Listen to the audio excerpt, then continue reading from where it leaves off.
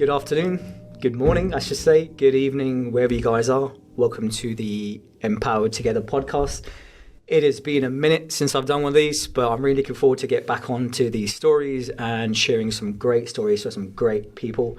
So first and foremost, guys, I just want to say thank you for tuning in again. I know it's been a hot minute, but I'm back. So let's do this. So I'd like to welcome my guest, Derek. Hi, guys. Derek, I'll hand this over to you.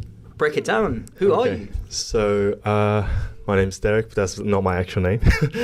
Just for convenience sake, because my Chinese name is actually called Jiancong. It's a bit, for most people here, they can't pronounce it properly, so I was just like, okay, let me just come up with an English name. So, I'm a posing coach, like PT, online coach, and also a bodybuilding competitor, class of physique.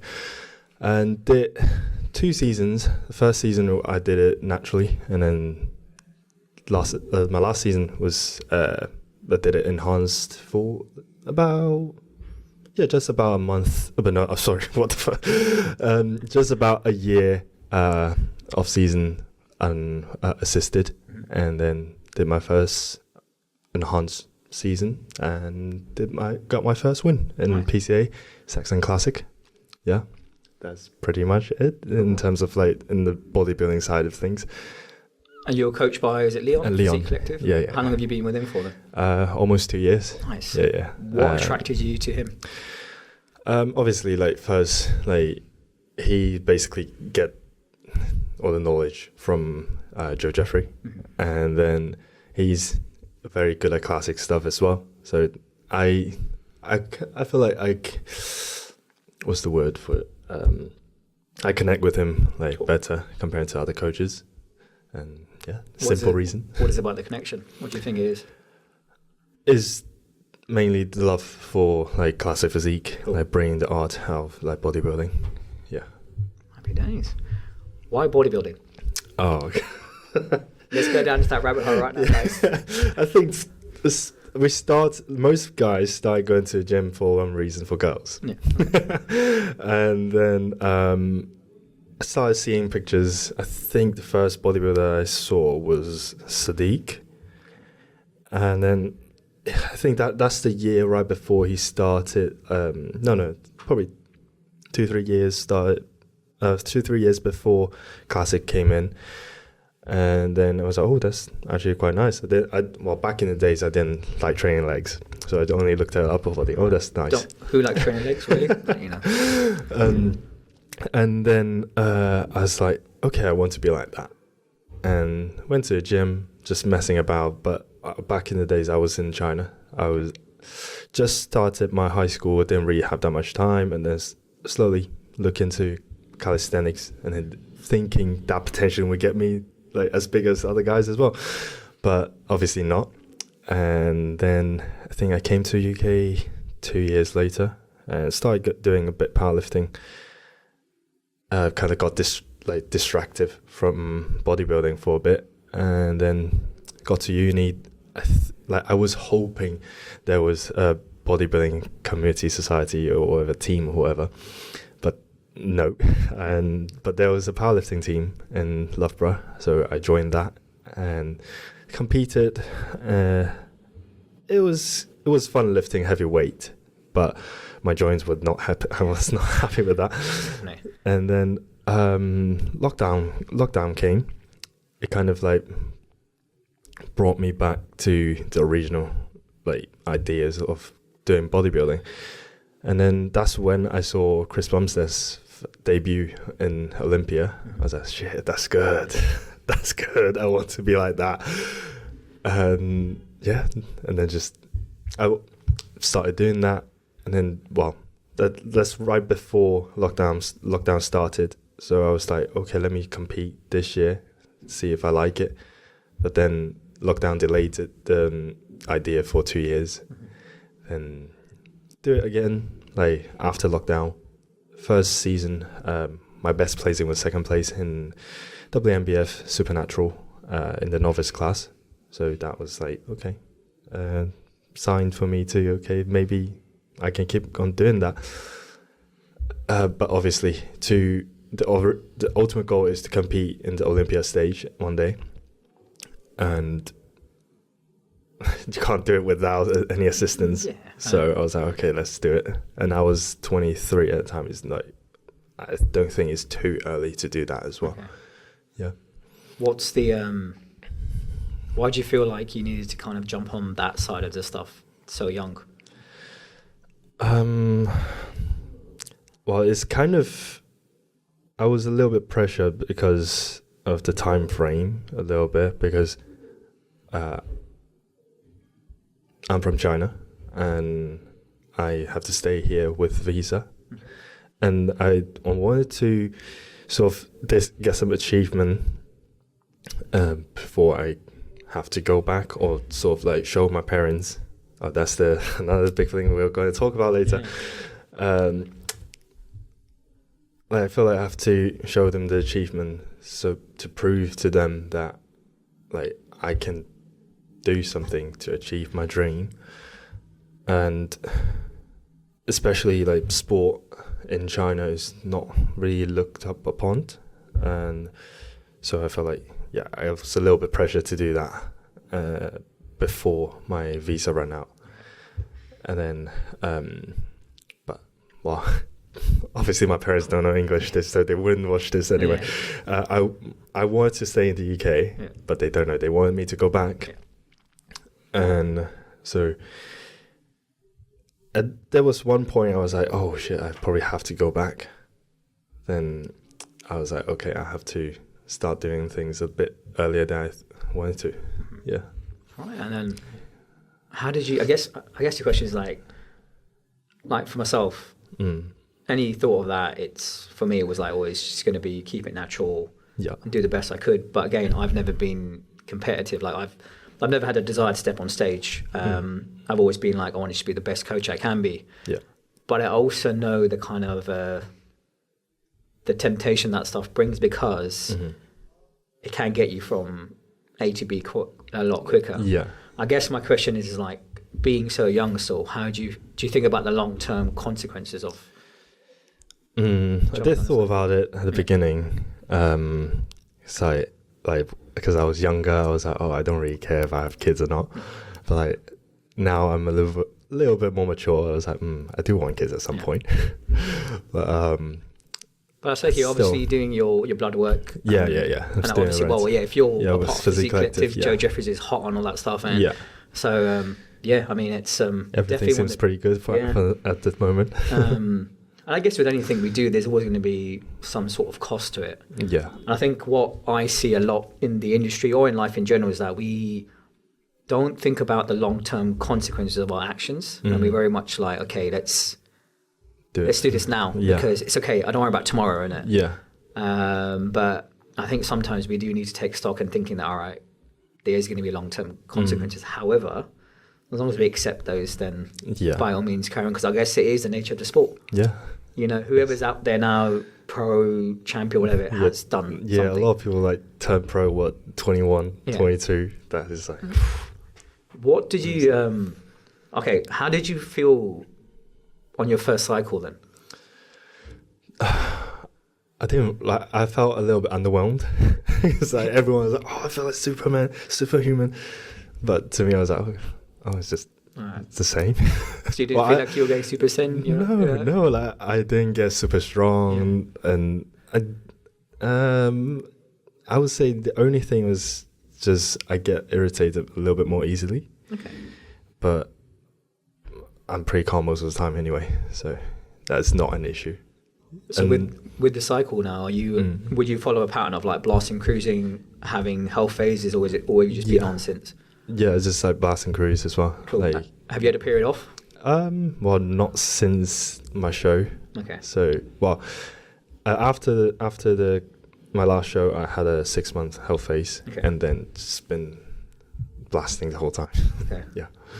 Yeah, man. It's I guess if you want to go to that level and be Olympia, then it's going to be part of it, and I think you've got to accept the fact that there may be some cost to it. Yeah. But I guess we're in a space now where there is a lot more happening with blood work and a lot more stuff out there to mitigate any sort of side effects. However, I still know it's not that easy, and I wouldn't recommend it. And if people were to do it, obviously do their research and get the best advice. But I think as long as you always make the right decisions on like, hey, this, I know there's going to be a potential cost, and we accept that, that's fine. So I think a lot of us do just get caught in the moment and don't think about the long-term consequences of what we do.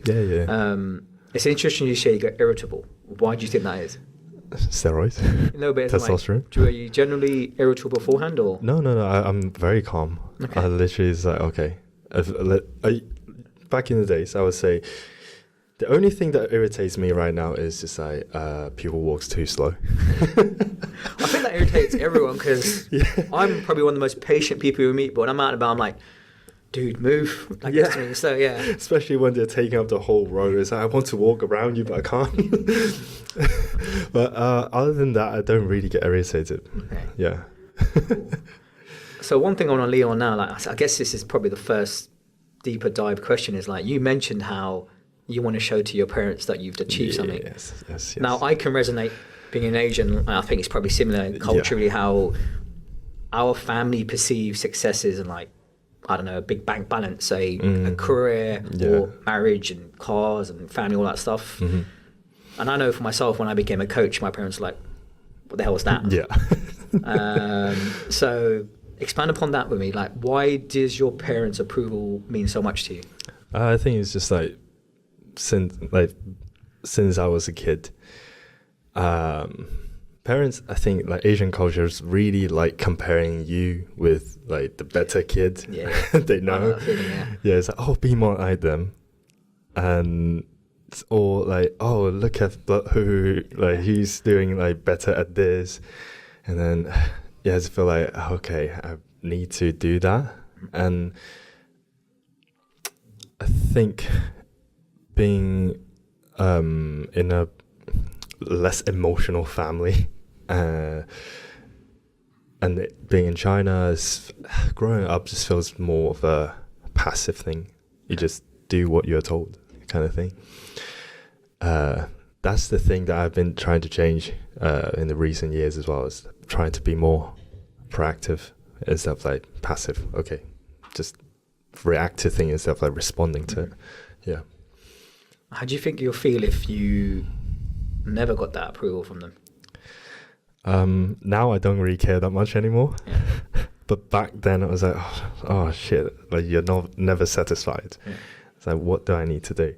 Like literally I got compared to my cousins a lot. I was like, there was one point I was like, I lashed out a little bit. I was like, you might as well just take him as your son then.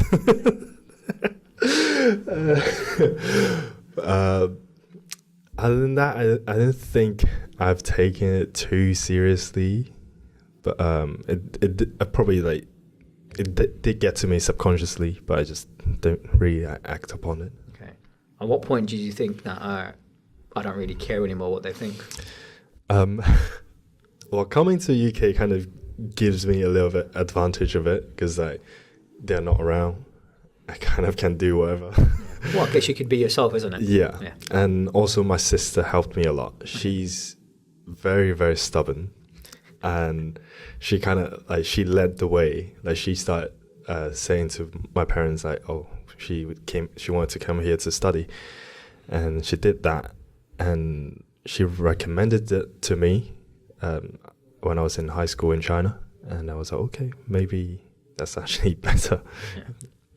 And she helped me a lot with like how I think and what I should be doing, and because she's 7 years older than me, she's like way more mature. Like it feels more like a brother than a sister.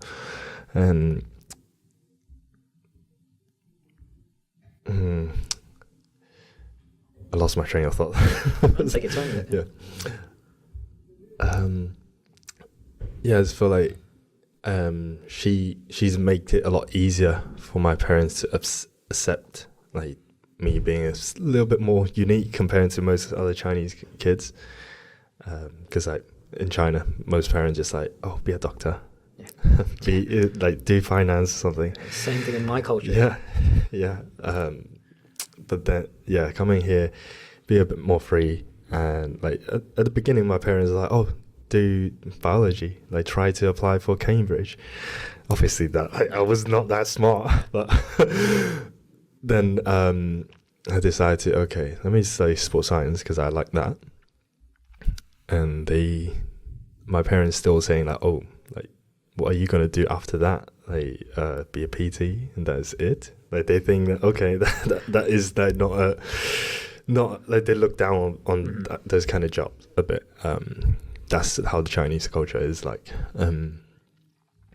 But yeah, just slowly just like, okay, I'm doing okay and I'm happy with what I'm doing, and that's really it. And I do still want to show them like, okay, I can turn pro, and then they will have nothing to say about it afterwards. But I guess even with that turning pro, why does that mean so much to you as well? It's kind of like probably to them would be more of a more official achievement. Okay. Because right now it's okay, you're putting money into this, you're doing nothing, kind of thing. Yeah. Cool, man. Because I guess it's I guess in some ways, as much as I'm similar in a sense where it's like I spent my whole life trying to get their approval, and a lot of the kind of, I guess, adversity and issues I've faced with myself have come through wanting to be accepted by them. And if I was to be honest with myself, I would say I'd made peace with it, but it still pops up with me. Oh yeah, often. definitely. Especially as I get older, because I'm not the typical example of what an Asian kid should be.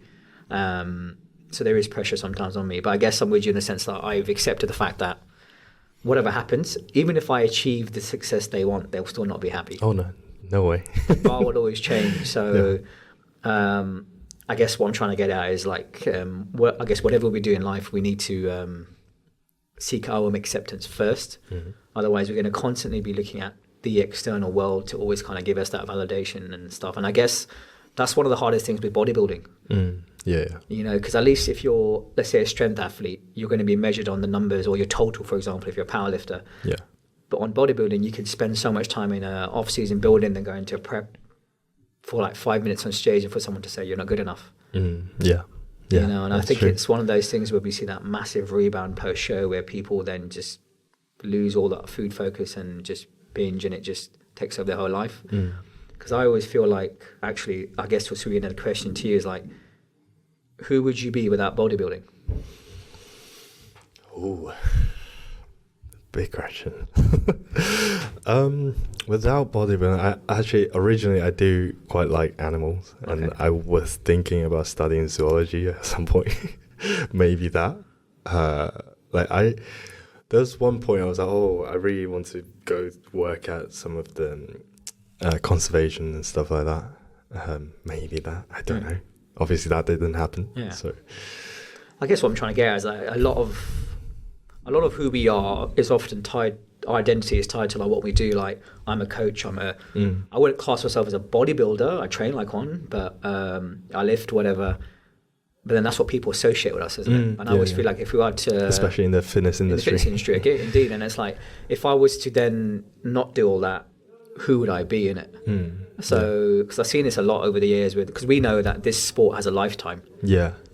You know, and I guess it's a young man's sport as well. 100%. Or a young person's sport. Most sports are. Yeah, and it's I've seen it with certain pros or people on the stage and Olympians come off it and then they're kind of like lost. Oh yeah. You know, so I'm big on understanding like everything we do is a part of us, but it doesn't define who we are as people. And I think one thing I've noticed, because I really got into, I guess, even though I've been coaching for years now, the bodybuilding scene only came into my life, I guess, in 2017 when I went through my own sort of journey of getting super lean and so forth. And I see how it literally does consume your life. Yeah, you're just doing that and nothing else. You know, and I used to look back and look at myself now where I'm that guy who literally measures every milligram of every aspect of his food and makes sure he gets his sleep and steps and all that stuff. And it's a very monotonous, robotic life. But then to go from that to not doing it. Yeah. Because I often ponder as well, like, what would I do if I wasn't training? Because it's so ingrained into my life. But I feel like I've found this piece where I'm like, I know what I would do. But Because I guess we put so much emphasis on trying to get this pro card. Like, how do you think you'll feel when you get it? Not that much. Like, okay, finally I get it, and like continue on, keep improving, and go to Olympia. You get to Olympia, then what? And then, still being a bodybuilder, and then I was keep on pushing and try to get the best out of it. But let's say if like after bodybuilding, I think like along the way, I will sort of like build something else up rather than solely focusing on bodybuilding. That's what I'm trying to focus on a bit, like this off season as well. It's like during my prep, I do feel the same way. Just like the prep consumed me. I'm doing nothing else but that. But now I do, let's say, like spend more time with my friends, family, and just like doing more things that is not bodybuilding related. I guess that's one aspect of bodybuilding, isn't it? It's a very isolating sport. And I'm people who know me understand my stories. I'm very big on like connection in it. I've always had this mindset that when everything's said and done, we're never going to really look back at the trophies, the medals. It's going to be the kind of connections we form with people along the way. So as much as I love bodybuilding and I'm engrossed in that, I also see how it can be quite harmful to us as well. And how we can end up having this very narrow vision of life when there's so much more to do, but we're so consumed by, I can't go out because I've got to track my food, I can't have this, I can't have that, I've got to make sure I live. So I often ponder, is it worth the cost of that? Because maybe that's what matters more to me, connection, than like you're just getting certain, I guess, a status or a pro card or a trophy. But I guess in some ways it's great that you're seeing that now as well, still young in the career, that you need to assimilate with people and get out there, because it's very much can be like being in a cave. Really. Like, I would say enjoy as much as possible during your off season, like prep time. Still locked in and do it whatever you need to do. Off season there's a lot less restrictions, so like a lot of people feel like yes, like treat your off season seriously still, but like, you can do other stuffs as well. I mean, like hopefully I'm big on like an off season, it's gonna still be like, the only thing that would change for me is like the same food, but the quantities would increase. But the flexibility is we'll throw in a free meal once a week, that's it. That's your ability to be social and have that connection. Because I think maybe this is just who I am as a person, but I'm very much based on that mindset of building connections and having that as our foundation, because that's what we inherently are as people. We need to be together. And I think that our greatest strength comes from being around people and being in that community instead of isolating ourselves. Because I guess what I see in a lot of the bodybuilders I've either trained or coached or worked with is it's very much, the bodybuilding image is this kind of armor they build on, don't they? Like, I'm going to build this tough exterior because I'm afraid to actually acknowledge what's happening within. And I know we touched on this earlier about how the childhood aspect of it and your parents' approval. Like, do you want to go deeper into that kind of childhood womb that you mentioned and how that kind of affected things for yourself? I think also because like they kept comparing me to other people, like even my sister, and I did feel like I have lower self-worth at some point, and I was like, it doesn't really matter that much, and it's fine to be lazy. And like I also with the combination of I was one of those like smart kids, and like they're like, everyone's always like, you're so smart, and I was like, that like everything kind of comes naturally. I don't really need to work hard. So that kind of leads to me not really like trying that hard to do a lot of things. But like, I think especially last year I read a book kind of saying like your parents are not perfect either. they it's their first time being parents. Don't like hold a grudge in terms of what they have done to you. just it's like accept it. It is what it is. You can still change your life. You don't have to just be who you thought you were. And and do you feel like you have been able to kind of, I guess, forgive them, or? Yeah, definitely. Like back in the days, like every time my mom's, she loves bringing back the old stuff. It's like, oh, look at you. You used to be like terrible speaking, terrible at this, terrible at that. And back in the days, I always like, oh, you're bringing back that again. Oh, you're so annoying. But now I was like, okay, okay, and look at me now. No, it's true. But I guess that's one thing we kind of forget. I mean, I know personally when I was younger, you'd put your parents on a pedestal. You think that there's kind of like supreme beings got everything together. You know, we want to strive to be like that. Yeah. And it's when you get older, you realise actually they're just like you. Yeah, they are. Yeah, they're still children. They've still got their own sort of things they're working through, or that buzzword traumas, whatever it may be. And I know for myself, like I learned to forgive them, because the way they treated me that's all they knew. Yeah, exactly. Yeah. So especially back in the days, they don't really have that much information. No. Well, I guess for me as well, I guess it was hard in the sense that my parents were first generation coming over from India as well. So you're in a foreign country, you're trying to navigate that and have kids. It's it's tough. Yeah, it's a chaos. Yeah. So I know for me personally, it was learning to forgive them first and realize that they've got their own journey, and to be honest with you, they're not these kind of people I put on a pedestal. And obviously I still love them and I look up to them, but it's not this like I need to do what I do for them now sort of thing. Yeah, I think that's another thing, like in the Asian culture, like there's a bit of a level difference between parents and kids. It's not like culture here, like you can be friends with your parents, and you just always feel like, okay, you have to listen to what they say. It's true, because we obviously it's how we're raised, aren't we? Yeah. I guess we have that very much that kind of I wouldn't say hierarchy, but we have that sense that they're your parents. You treat them like a god or whatever. They know what's best for you. Yeah. And I know personally, I've dealt with a lot of guilt over the years of trying to break free from that, and that's my own journey still. But and at least it's good that you're within yourself. You're understanding that I don't need to. That approval is not necessarily what drives me now. It's more so you're doing it for yourself. Yeah. But that's a good thing. I know we touched early on about the cycle, jumping on stuff like that. Yeah. So you mentioned obviously feeling a bit irritated. Yeah.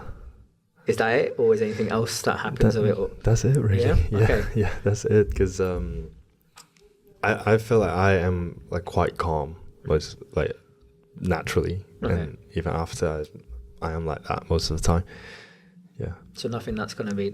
You never went down in some rabbit hole and deep thought with this. Well, that is okay, right? So after my last prep, when we went on to rebound, I think that don't know why there's a sense of loneliness just kicked in. I felt like I didn't really have that much connection with my friends. Like, yes, there's connection, but like not that deep, not the kind that I wanted. And I was single at the time. My parents were far away, and I was like, I was sitting in my apartment looking at the window. I was like, what if I just jumped out? And I was like, immediately call my coach. Oh shit, we have to stop. I can't do that. Yeah. What do you think brought on that loneliness? I think it's probably like kind of after a high from like winning the show, and then it's just like crashed down a bit, and then I was like starting. Well, I would say I think I've been quite lonely since coming to UK anyway, and I kind of masked it. I kind of like tell myself it's fine, it's okay to be lonely. It's fine. They don't understand. It's okay. But also at the same time, like when I came here, obviously like different culture, different language, I always wanted to fit in that is the worst thing I can imagine I've ever done. It's just like completely covers what you really are, who you really are, and like it's very weird because like I think back, okay, the people were probably just trying to be friendly, and like they say, the first day I got to my college, someone from my house was saying, "Oh, Derek, let's go do something," but at the time I was like, it's my first day here. I really want to nail down my school work first. Like there's so many words I don't understand, and I was like, sorry, I just can't. And then I've kind of felt like, okay, I kind of pushed people away because of that, and then afterwards I try to fit in by listening to people and kind of pretending to know what they're saying. That is not good. and just like makes me even more socially awkward. Like I was a socially awkward kid from the beginning as well, introverted, and yeah, just not a good combination.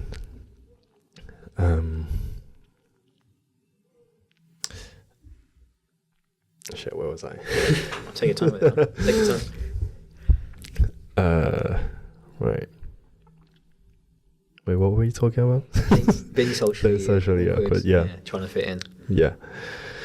And it leads to, like, for years, I've been like that. And I just keep covering. And, like, there's not many people, let's say, okay, I really like anime. A lot of people here, they don't really like it that much. It's massive in China and like East Asian, I would say. And here, like, most people just, like, let's say, gym bros probably just know about Dragon Ball Z. Yeah. And then for the rest, they don't really know. And I was like, I feel like I can't really connect to a lot of people. And then the first, like, I've been in the UK for 8 years now. The first 6-7 years, I didn't really meet that many Chinese. It's basically just because there's, well, at the school there were only, I think, less than 10 Chinese people in my year. And then at uni, because I studied sports science, there were only 6 Chinese in like 300 people a year. So, and like most of them like football, and I hated football. And I was like, I don't find any connection with you guys. I can't talk to you at all. And then get out of uni, start like trying to do more bodybuilding related stuff. Started finding more people have like similar interests. Then, but still, because I don't know, like because I guess I was quite new to the environment, didn't know them that much, and I was really bad at initiating things because I hated the disappointment of like, okay, oh, they're busy, oh, they can't do this, they can't do that, and I just didn't initiate things that much, and then that kind of leads to like interacting with friends even less. Mm-hmm.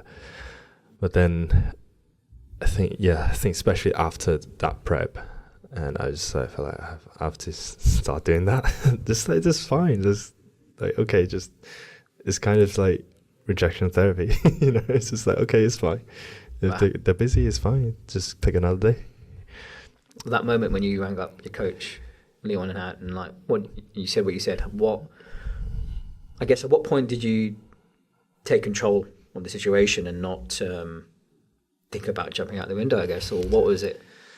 Like I just think like, okay,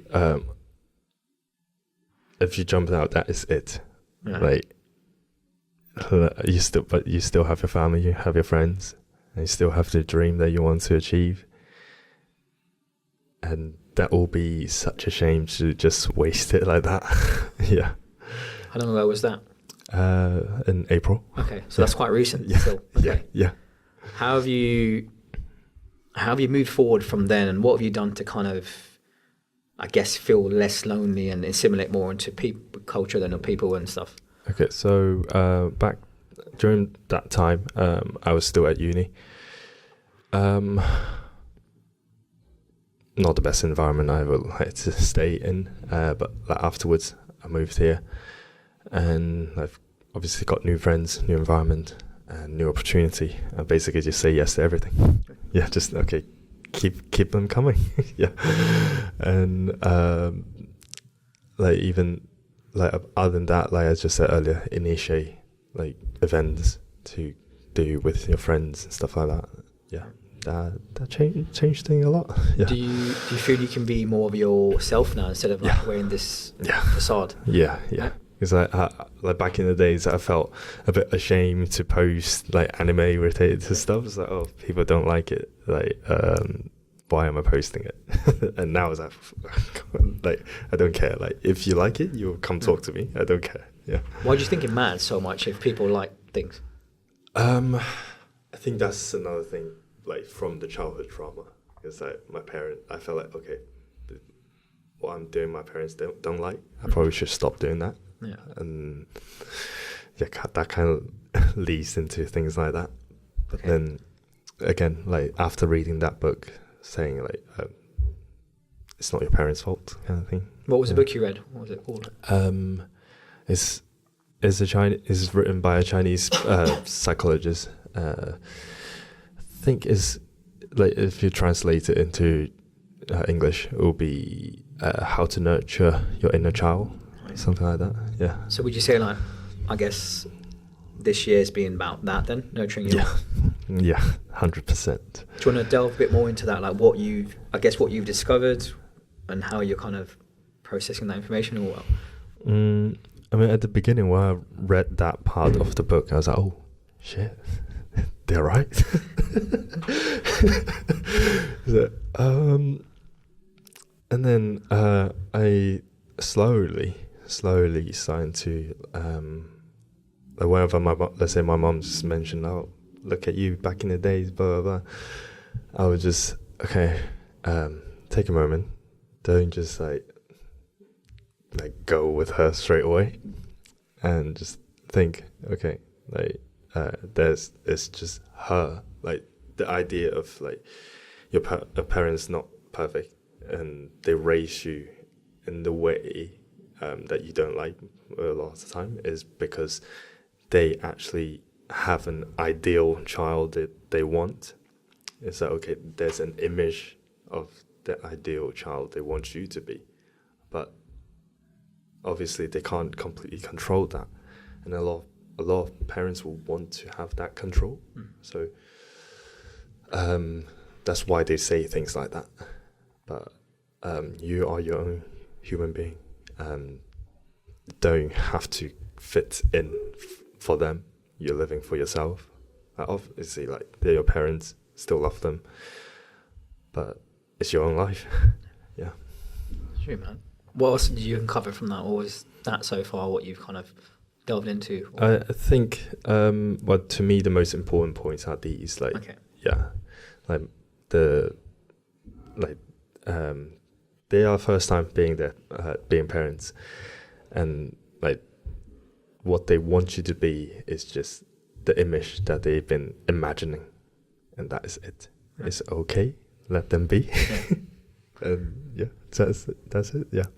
So if we were to like fast forward things now, let's say you've met someone now, you're in a very successful relationship, and you're thinking about the future and kids.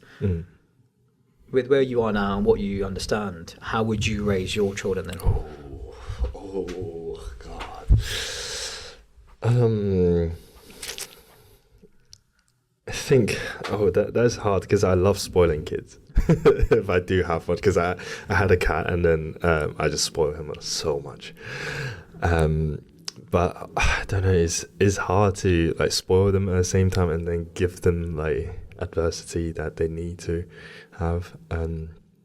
But I would say I would at least not force them to do anything. Like, okay, do whatever you like, but understand that it might lead to certain things.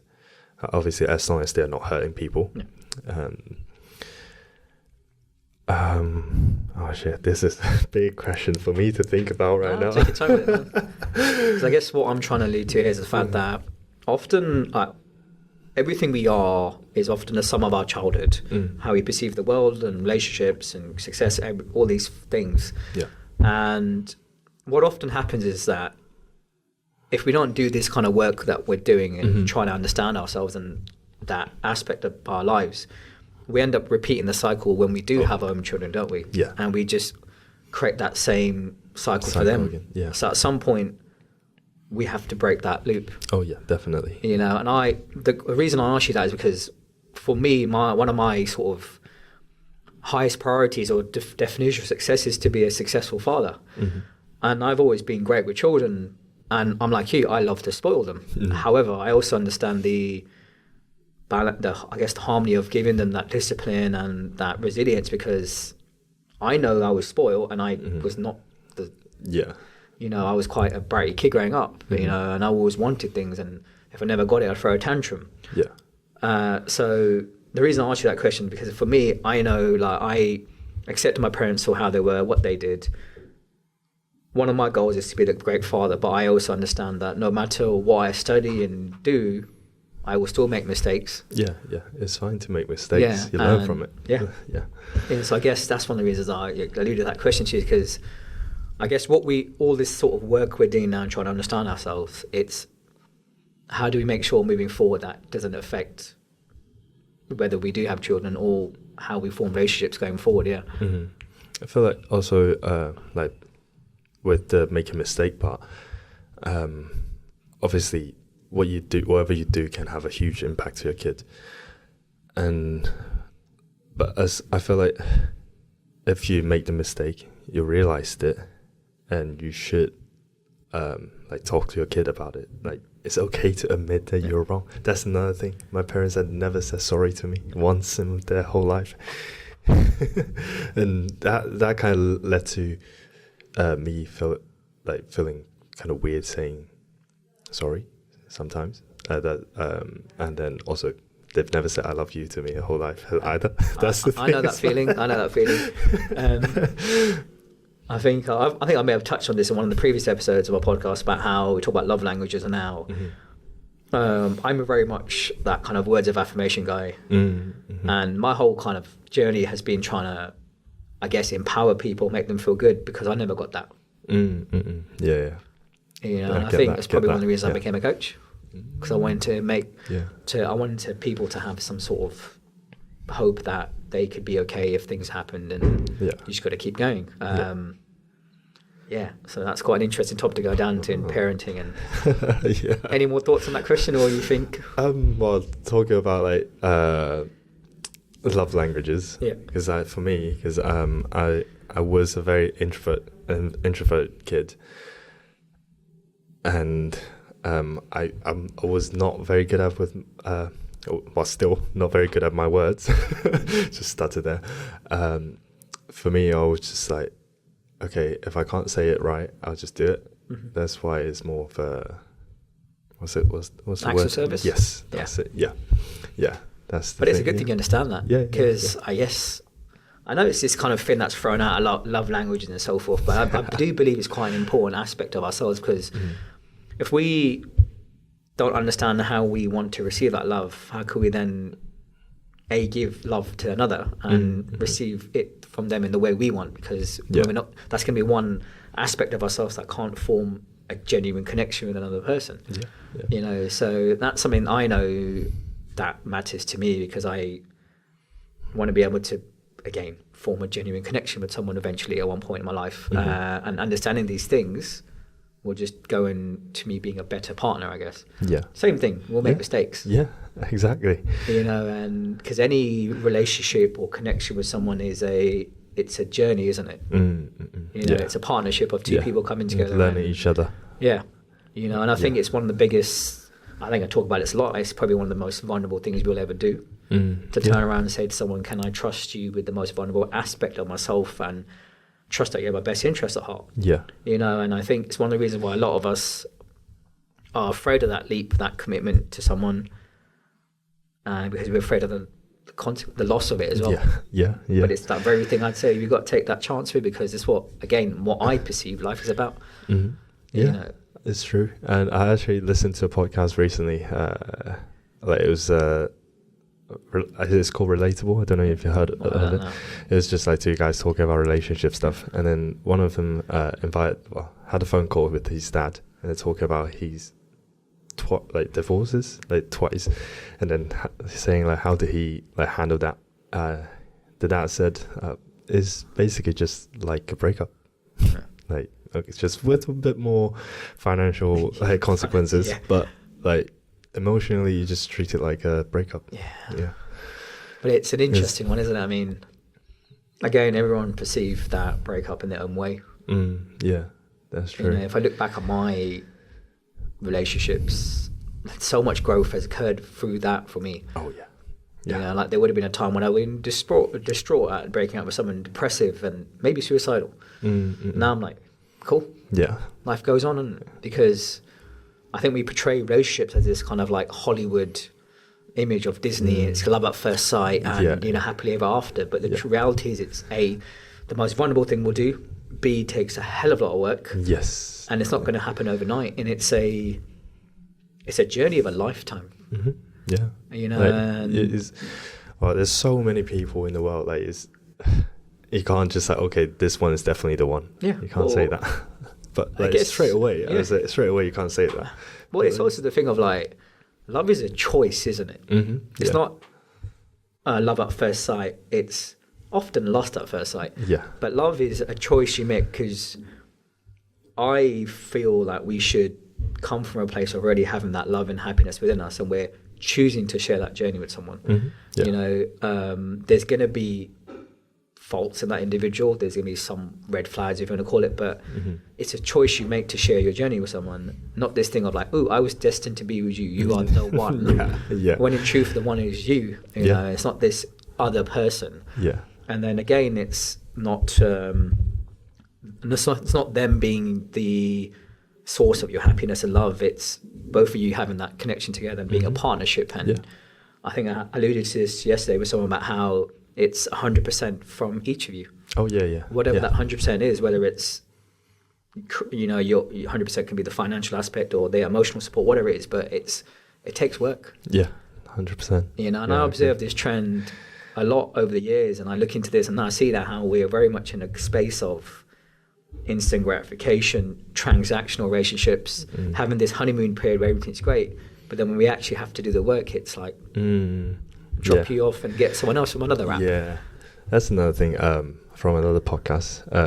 Actually, the one Chris Bumstead did with Chris Williamson, the most recent one, he was talking about you have to find forgot the exact word for it, find the happiness in repeating normal daily life stuff. You can't just say, okay, not all, it's not gonna be honeymoon phase for the whole life.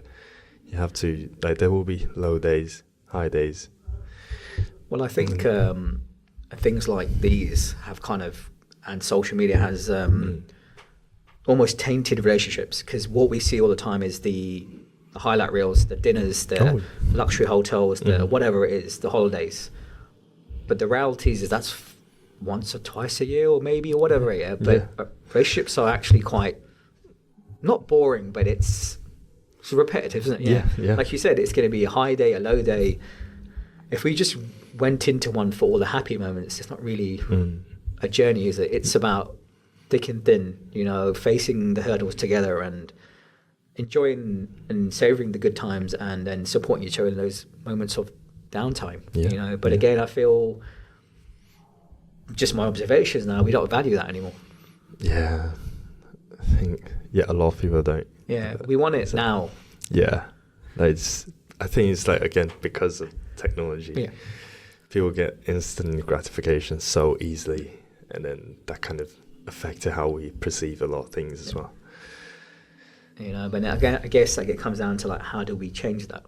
And it's only going to come by us, I guess, asking the sort of conversations we spoke about, the questions we spoke about today, and going on that journey of understanding us, because I guess the more we kind of form this connection with us, the better our ability to then foster that with someone else, and then be with or choose the right person, basically. And not come from a place of dependency, but actual mutual understanding and love. Well, that went off one kind of like bodybuilding, childhood trauma, relationships. I don't know. Wait 1 second. I just remember another thing from another Chris Williamson's podcast. It was with Ryan Terry. Okay. He was talking about like how, one part he was talking about how you raise his kid, like because back in our days we don't have that much technology, and the way he did it is just like get him into like doing a lot of different kinds of sports. So, like basically daily, it's like, okay, swimming today, like running the other day, try like going like climbing, like, and all this stuff, and just keep them what's the word for it, occupied with physical activities rather than, okay, you're bored, there's the phone. Well, I guess that's another thing, isn't it? Like children nowadays, they're literally just planted. If there's no patience, or it's just here's an iPad or here's a TV, and whereas kids need to just play. Like if like yes, like they can get stimulated with all the TV, like iPad and stuff, but it's not the same. Well, when do they learn to fall then? When if they're not playing and tripping over or falling off a swing or something, how do they build up the resilience? Exactly. So again, one of the things I would love to do if I was to have our children is to do that, is to get them into some sort of, I guess, martial arts from a young age, and get them active, because life is happening out there, not in here, isn't it? And I feel this should be like a last resort to be like, here's an iPad, and in an ideal world I wouldn't give them any technology until they actually needed it, but we need to learn to kind of work alongside that as well, I guess. All right, man, any more short thoughts to share, or we could wrap it up here? It's been a good conversation. Can't really think of anything right now. If there was one thing you'd want to impart to whoever listens to this from your experience so far and where your journey on, what would it be? Just be yourself. What does that mean to you? To me is like, okay, don't worry about what other people think. Like, people's gonna have their like opinion anyway. Like, okay, and what? And it's not gonna change anything about you. You are like you can only be truly happy, authentic, and just by being yourself. Cool. Well, guys, thank you so much for tuning in. Thank you, Derek, for coming on board, and I look forward to more episodes and more vulnerable conversations. This has been really good. Thanks for your time, mate. Much. Guys, stay in tune for the next episodes, and as always, just be true to you and don't be afraid to have those conversations, whether it's with yourself or those people close to you. Take care, guys. Thanks for tuning in.